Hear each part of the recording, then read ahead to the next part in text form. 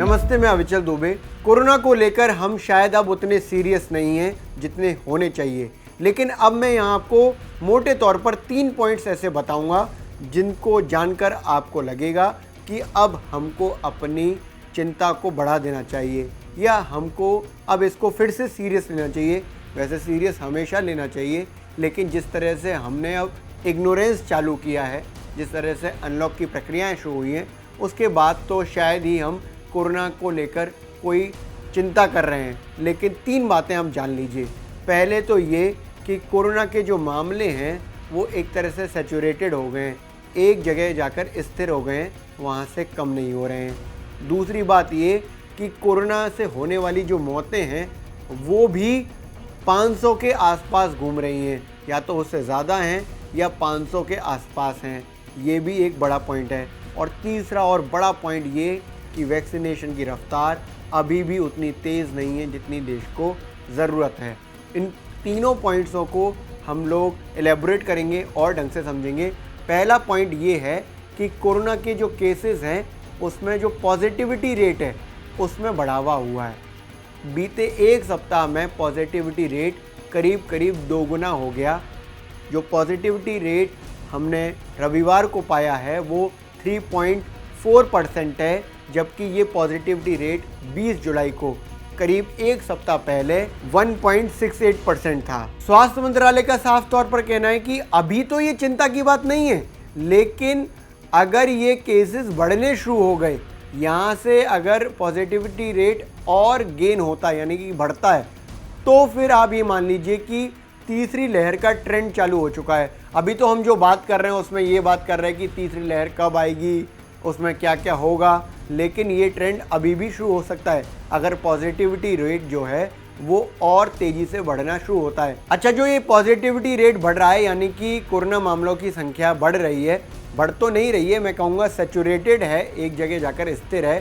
बीते 1 महीने में 50,000 से कम ही कोरोना केसेस आए हैं, लेकिन अब ये बहुत ज़्यादा कम नहीं हो रहे हैं। उसका बड़ा कारण ये है कि केरल और नॉर्थ ईस्ट यहाँ पर पॉजिटिविटी रेट काफ़ी ज़्यादा है।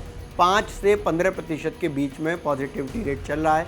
केरल के साथ और भी राज्य हैं जहाँ पर पॉजिटिविटी रेट अच्छा खासा बना हुआ है। केरल में मामलों में कमी आई है, लेकिन अभी वो बात नहीं है जिसको लेकर हम अपनी सारी चिंताएं दूर कर दें। अब आते हैं दूसरे पॉइंट पर। दूसरा पॉइंट ये है कि जो कोरोना से होने वाली मौतें हैं वो हर रोज़ करीब 500 या 500 से ज़्यादा हैं, 500 के आसपास हैं या 500 से ज़्यादा हैं। ये एक बड़ी बात है क्योंकि कोरोना केसेस कम तो हुए, लेकिन उसके अनुपात में मौतों की संख्या उतनी कम नहीं हुई जितनी ज़रूरी थी। इसलिए ये एक ऐसी स्थिति है जिसको लेकर हमें चिंता जतानी चाहिए। लगातार जो डॉक्टर्स हैं, विशेषज्ञ हैं, वो भी इस बात पर चिंता जता रहे हैं कि कोरोना केसेस कम होने के अनुपात में मौतों की संख्या में उतनी कमी नहीं आई है। 500 या 500 के आसपास या उससे ज़्यादा मौतों की संख्या हर रोज़ दर्ज की जा रही है। अब आते हैं तीसरे पॉइंट पर, जिस पर एक्सपर्ट्स का साफ तौर पर कहना है कि ये काम जितनी तेज़ी से होगा आप उतना ही लेट थर्ड वेव को कर देंगे। वो है वैक्सीनेशन। भारत में अभी वैक्सीनेशन की जो रफ्तार है वो उतनी अच्छी नहीं है जितनी हमें चाहिए। भारत में सिर्फ 4 राज्य ऐसे हैं जिसमें 50% के आसपास 18+ जनता को वैक्सीनेट किया जा चुका है, जिसमें मोटे तौर पर मध्य प्रदेश और केरल जैसे राज्य हैं। लेकिन भारत की सबसे बड़ी दिक्कत ये है कि भारत के जो सबसे बड़ी आबादी वाले राज्य हैं यूपी और बिहार, यहाँ पर वैक्सीनेशन की रफ्तार बहुत धीमी है।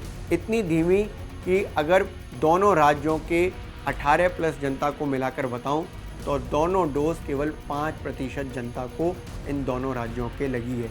यानी कि मान लीजिए कि देश की जो पूरी वैक्सीनेशन रफ्तार है वो इन दोनों राज्यों की वजह से धीमी पड़ी हुई है। अगर उत्तर प्रदेश की बात करें तो उत्तर प्रदेश में हर रोज़ करीब 2 से 2.5 लाख वैक्सीन लगाई जाती हैं। ये डेली एवरेज है वैक्सीन लगने का, और यही जो एवरेज है बिहार में वो 1 लाख से ज़्यादा है। तो ये एवरेज काफ़ी ख़राब है क्योंकि यहाँ पर जो जनसंख्या है वो काफ़ी ज़्यादा है। इसके साथ ही एक पॉइंट की चर्चा मैं यहाँ पर और करना चाहूँगा, और वो ये है कि कुछ रोज़ पहले आईसीएमआर के द्वारा चौथा सीरो सर्वे आया था जिसमें बताया गया था कि देश की 68% जनता में, 68% आबादी में लगभग मतलब मोटे तौर पर ये हिसाब लगाया जाता है कि उनमें एंटीबॉडीज़ पाई गई हैं। ये इन्फेक्शन के द्वारा हो सकती हैं, कोरोना इन्फेक्शन की वजह से या फिर वैक्सीन की वजह से।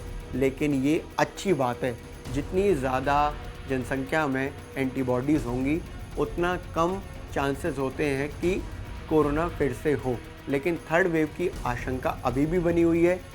उसको रोकने का हमारे पास एक ही उपाय है, तेज वैक्सीनेशन और इसके साथ ही सावधानियां बरतना। देश की टॉप वायरोलॉजिस्ट हैं गगनदीप कांग, उन्होंने साफ तौर पर कहा है कि हमें घबराना नहीं है, बल्कि सावधानियों को ज़्यादा से ज़्यादा बरतना है। हम जो फॉलोअप्स अपना रहे हैं उनको लगातार अपनाते रहें, मास्क ज़रूर लगाएं, सोशल डिस्टेंसिंग मेंटेन करें, सैनिटाइज़ करें ज़रूर, और वैक्सीन में जितनी ज़्यादा अपनी कोशिश हो सकती है वो ज़रूर दें। इसलिए हम भी आपसे अपील कर रहे हैं कि आप जितना जल्दी जैसे भी वैक्सीन लग सकती है आप ज़रूर लगवाएं। अगर आपको वैक्सीन की पहली डोज लग चुकी है तो अंतराल पूरा होने के बाद दूसरी डोज जल्द से जल्द लगवाएं।